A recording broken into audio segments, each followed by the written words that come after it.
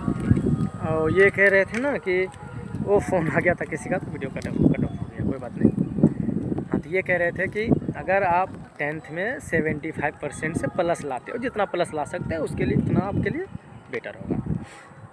तो सवाल ये है कि 10th करने के बाद आप 1 ईयर का ITI कर सकते हो। ITI 1 ईयर का भी होता है, 2 ईयर का भी होता है। जो आपको ठीक लगे कि हम 11th के बाद ITI कर सकते हैं, 12th कर सकते हैं, कोई बात नहीं, सब कर सकते हैं। तो 1 ईयर भी कर सकते हैं, 2 ईयर भी कर सकते हैं, कोई इंटर भी कर सकता है। अगर 10th के बाद 80-85% आपका आता है 10th में, तो अगर आप ITI करते हैं, अगर 1 साल का ITI है, ठीक है, साइड से आप उधर 11th 12th जो होता है वो भी आप क्लास चालू रखो, ठीक है। तो वो आप साइड में रख के आप फिर से पढ़ना स्टार्ट करें। आप पढ़ रहे हो, कोई बात नहीं, सब कुछ कर रहे हो। 11th का अलग मैटर रहेगा, वो चलते रहेगा। उसके बाद आपको क्या करना है, ITI पे फोकस करना है। अगर आप ITI पे अच्छे से फोकस करते हो तो उसमें क्या होगा, आपको एक डिग्री मिलेगा जो आप ट्रेड से करोगे। ट्रेड होता है बहुत सारा ट्रेड है, 30-40 के आसपास में ट्रेड। 1 ईयर का तो सबसे बेस्ट जो होता है वो डीजल मैकेनिक हो गया, वेल्डर हो गया, मैशनिस्ट हो गया, और बहुत सारा है जो कि हमको उतना प्रॉपर पता नहीं है। हम जहाँ तक जानते हैं वहाँ तक ही, क्योंकि हम खुद डीजल मैकेनिक करके बैठे हुए हैं। तो जब आप ITI करोगे तो आप बोलोगे कि सर भैया आप ऐसा क्यों बोले कि 11th पे फोकस नहीं करना, 12th ITI पे फोकस करना है। क्योंकि देखो, आपका तो 80% आपका उधर 10th में आ गया।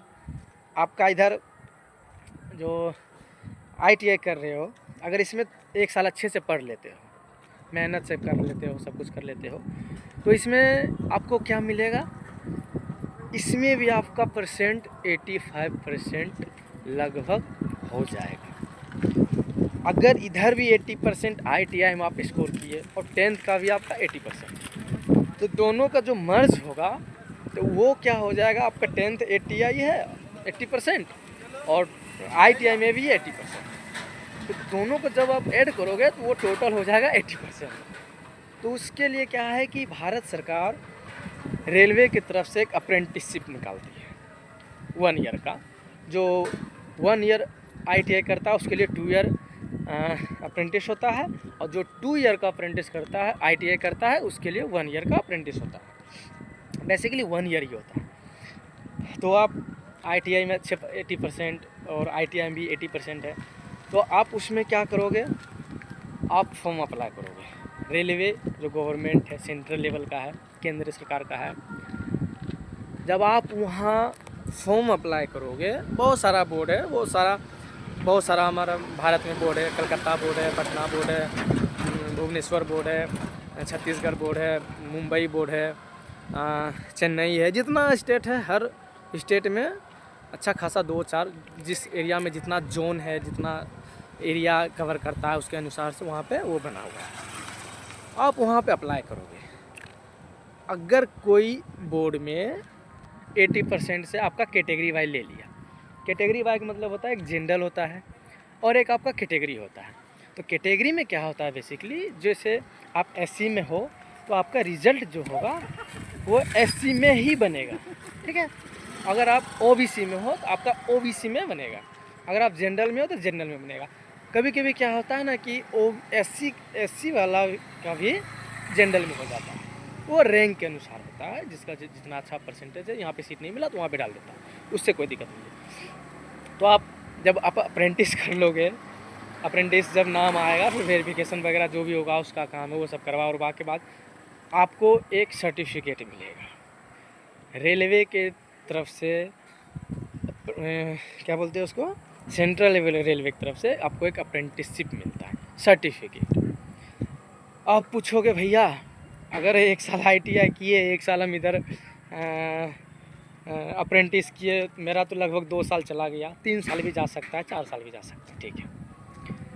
उधर तब तक में आपका क्या होगा, अब 12th के अभी बीच में 1 साल का आपका गैपिंग मिलेगा आपके पास पढ़ने के लिए। अब 12th में भी आप पढ़ने वाले बच्चे हो, आपको लगता है कि अब तो ऐसे भी फैमिली परिवार से हो तो आपको ज़्यादा सोचने की ज़रूरत नहीं, आपको पढ़ना ही पड़ेगा।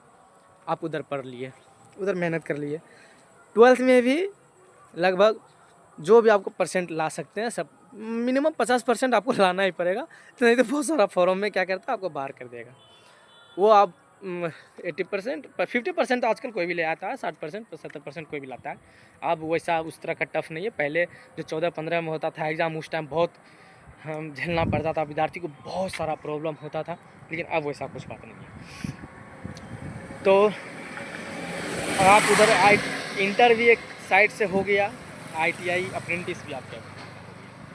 अब यहाँ क्या होगा, आपके पास तो अप्रेंटिसशिप का एक सर्टिफिकेट जो मिलेगा उसका यूज अब करना, आपको क्या करना पड़ेगा ये बताते हैं। कि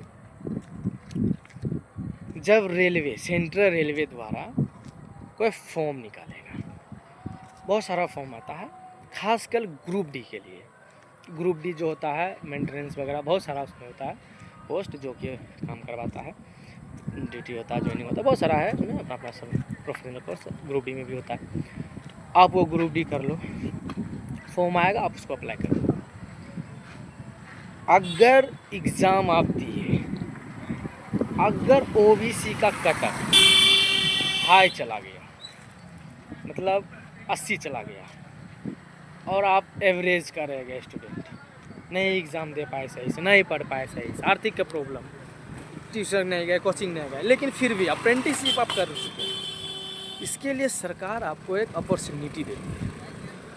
वो अपॉर्चुनिटी ये है कि